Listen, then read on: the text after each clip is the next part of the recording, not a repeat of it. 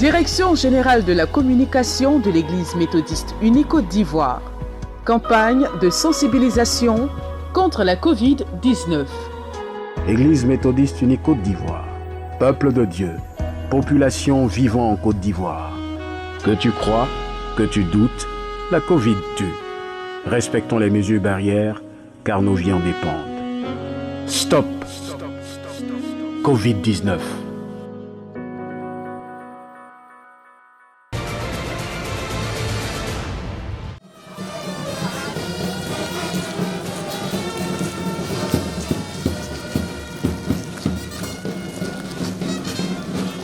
Le village de Sahué, dans le circuit de Gaumont, a connu une ambiance particulière le dimanche 18 avril 2021. Et pour cause, la consécration du temple Ebenezer par le bishop Benjamin Boni, président de la conférence annuelle de l'Église méthodiste unie Côte d'Ivoire. Un sanctuaire que Dieu a inspiré aux fidèles méthodistes du district de Sikensi de construire à la gloire de son nom.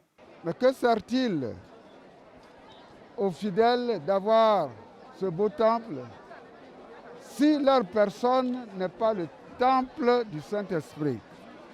Autant dire que tous nous sommes appelés à servir Dieu dans une vie de sanctification. C'est extrêmement important. Les membres de l'Église du Christ, venus nombreux de toutes les contrées de Sikensi, se sont réjouis de cet événement. Nous recevons à moins de 4 ans 2 fois la visite du bishop dans notre district. Après la consécration de l'église Sinaï de Sikensi, aujourd'hui c'est l'église Ebenezer de Sahué qui est dédicacée. Et donc c'est une joie pour nous que le village de Sikensi dans le circuit de Gaumont, on puisse accueillir le bishop pour la dédicace de ce temple. Le peuple Abidi et l'église Ebenezer de Sahué est dans la joie et moi avec eux. Sentiment de gratitude envers notre Dieu. Sentiment de reconnaissance envers tous ceux vers qui, quand nous avons crié pour lancer des appels et qui sont venus sans détour, sachant que c'est l'œuvre du Seigneur et qui ont apporté leur contribution sur tous les plans pour qu'aujourd'hui, fièrement, ce temple-là soit dressé au vu et au su de tous, au vu de toute l'humanité. C'est le 15 septembre 2002 que la première pierre du temple Ebenezer de Sahué a été posée par le révérend pasteur Anthony Begré, aujourd'hui surintendant du district d'Agboville. D'une capacité de 350 places, ce sanctuaire a coûté aux fidèles près de 100 millions de francs CFA. Cette bâtisse a un sous-sol avec quelques chambres pour habiter les pasteurs, les prédicateurs en mission ici, en attendant qu'on construise un presbytère autonome. Il y a une grande salle de conférence là-bas, qui sert pour le mouvement d'école de dimanche.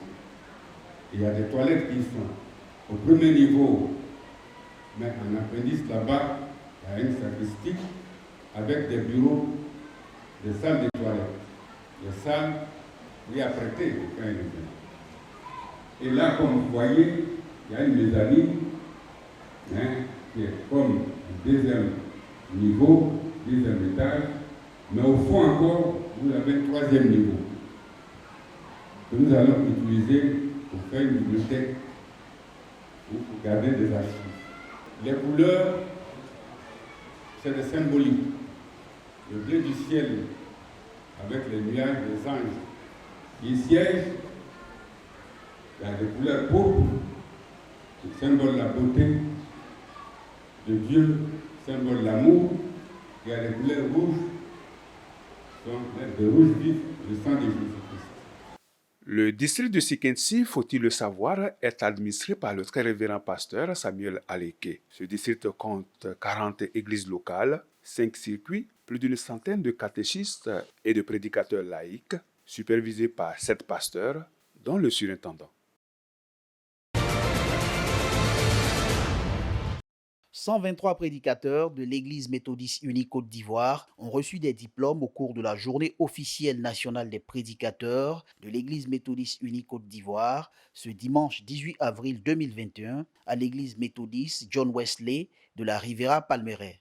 cette célébration a tourné autour du thème « Prêcher le ressuscité en contexte de menace ». Une cérémonie saisie par ces prédicateurs qui totalisent au moins 30 ans de ministère au sein de l'Église méthodiste unie Côte d'Ivoire pour exprimer leur gratitude et leur satisfaction pour l'œuvre accomplie. Je viens de me rendre compte que Dieu est effectivement le premier électeur de notre vie. C'est vrai qu'aujourd'hui nous sommes un élu politique, mais avant, en 88 déjà, Dieu avait fait opérer son choix. Nous avons été élus comme porte-parole de Dieu. Et cet environnement nous pousse jusqu'aujourd'hui. Aujourd'hui, c'est vrai que nous sommes sénateurs, vice-présidents du Sénat, mais à tout moment, dans notre prise de parole, nous nous rappelons que nous sommes là pour une mission de paix partout où nous passons.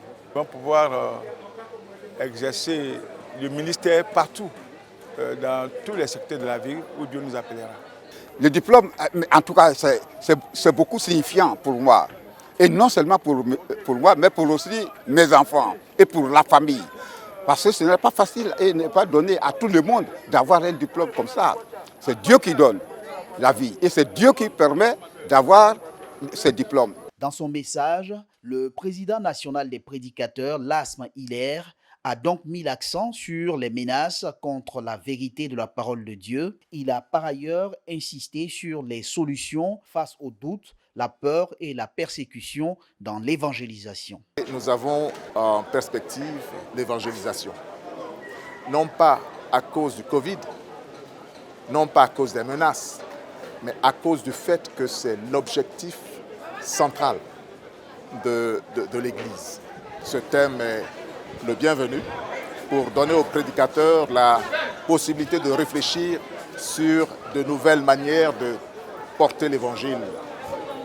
Le très révérend pasteur Eugène Assalé, au nom du bishop Benjamin Boni, président de la conférence annuelle de l'Église méthodiste unie Côte d'Ivoire, a pour sa part salué l'œuvre des prédicateurs malgré les menaces. Il les a exhortés à plus d'efforts dans leur ministère. Il y a toutes sortes de menaces. Aujourd'hui, il y a la pandémie mondiale et la pandémie nationale qui constituent une grave menace contre toute l'évangélisation de l'Église.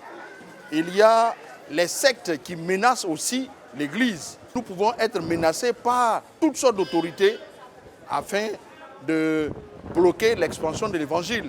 On peut édulcorer le message évangélique à cause de l'argent parce que nous voulons satisfaire notre ventre.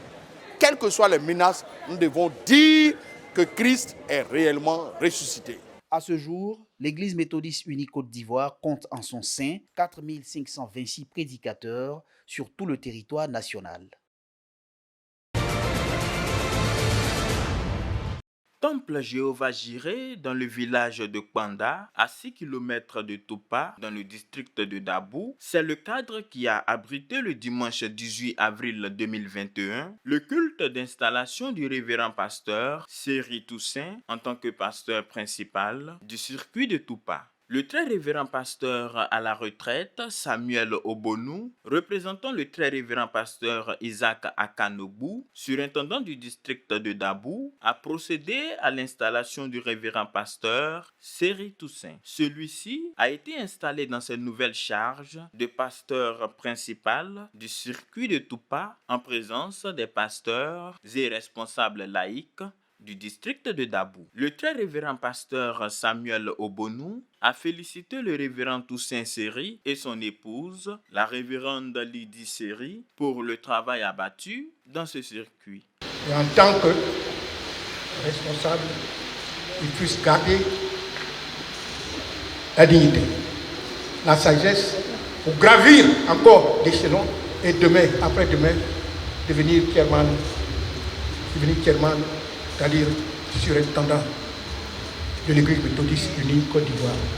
Pour le révérend pasteur Seri Toussaint, cette élévation au grade de pasteur principal est le couronnement des efforts consentis pour l'œuvre de Dieu dans le circuit de Toupa depuis septembre 2010. Quand vous êtes honoré et élevé au grade de pasteur principal, et cela vous dire que votre travail est apprécié par vos responsables, il vous aime, il vous encourage et il vous demande de faire mieux. Et c'est une joie immense pour nous d'être honorés aujourd'hui, d'être élevés au grade de pasteur principal. C'est un couronnement à mi-parcours. Cela voudrait dire que nous devons avancer. Ils étaient nombreux, les fidèles du circuit de Toupa, les parents, amis et connaissances, venus témoigner leur reconnaissance à Dieu pour avoir permis à son serviteur d'accomplir sa mission avec zèle et détermination. Le pasteur Seri, pour la promotion qu'il a eue, selon les témoignages, il mérite. Il mérite, c'est vraiment un bon serviteur de Dieu. C'est le pasteur de notre circuit. Il a bien travaillé avec nous. Il nous a donné des conseils pour le développement de nos églises, de notre circuit même. L'un des défis majeurs de la communauté reste la dédicace du temple Jéhovah-Jireh de Kpanda dans le district de Dabo. Pour mener à bien leur projet de construction d'un temple de 3000 places sur le site à leur octroyé par la conférence de l'Église méthodiste unie Côte d'Ivoire, site immatriculé au livre foncier sous le numéro 1772 d'une superficie de 5153 mètres carrés, les responsables de la communauté Israël Trashville se sont donné rendez-vous le jeudi 15 avril 2021 dans la soirée autour d'une table ronde pour cerner les étapes et les détails du projet de construction. Cette table ronde a eu pour thème construction du nouveau temple, mise en œuvre et gouvernance. Cette parcelle devant abriter le nouveau temple Israël est située à Trashville, aux abords du boulevard Giscard d'Estaing, à l'angle de l'avenue 23, rue 16. 2005-2021, ça fait pratiquement 16 ans que ce projet n'a pas pu se concrétiser. Le projet est certes localisé à Trashville, mais c'est un projet qui doit intéresser tous les fidèles de l'EMUCI. Comme cela a été à l'époque où ce temple a été construit en 1948, toute l'Église a participé. C'est un grand projet, c'est un projet d'envergure qui nécessite la mobilisation de tout le peuple méthodiste. Le comité de réflexion sur la construction du nouveau temple Israël de Trashville, piloté par Dorcas Afro-Épouse Ake, responsable du comité patrimoine de l'Église méthodiste unie Israël de Trashville, a au cours des échanges fait des recommandations et proposé des modes de financement, à savoir le financement sur fonds propres, le financement par emprunt bancaire et le CET, c'est-à-dire construire, exploiter et transférer. Tout cela contenu dans un document stratégique d'aide à la construction du temple. La construction démarre par une expression des besoins. On va maintenant sélectionner un architecte qui va traduire tout ceci en termes de plan.